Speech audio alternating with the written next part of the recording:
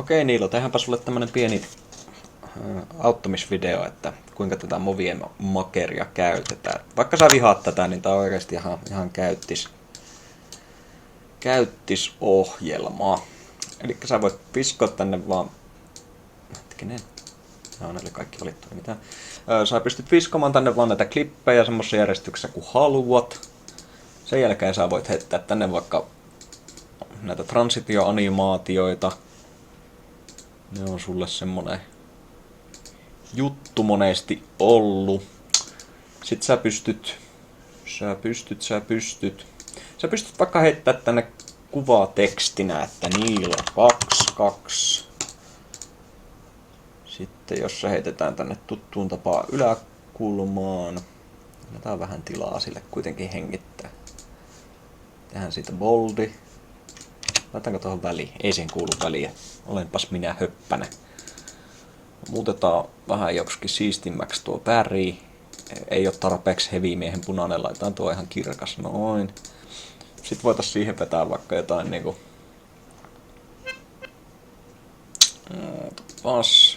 jotain tavanomaista pyörimistä, vai olisiko se niinku...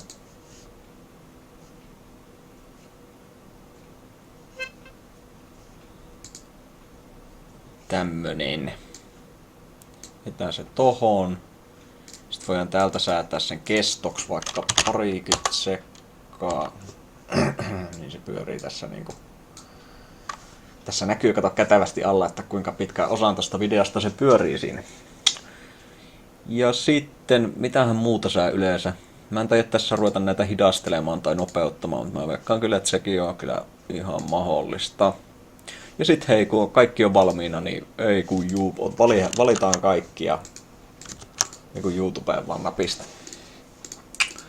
Katsotaan mitäs meille tulikaan tässä nyt.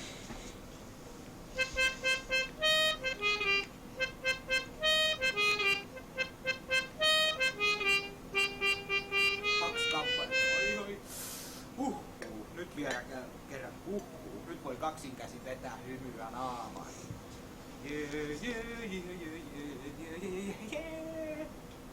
Yes. Mikä kupit? Yes. Ai. Nyt on juhlan aikaa. Hymyä naamaan. Nyt on kyllä 5 kohtaa. Tähän. Semmonen saatiin aikaiseksi tossa ihan hetkessä. Eikö olisi kätevää? Eikä tarvi laittaa 30 ohjelmaa, jota sä et osaa käyttää. Eipä tässä muuta. Täältä tähän.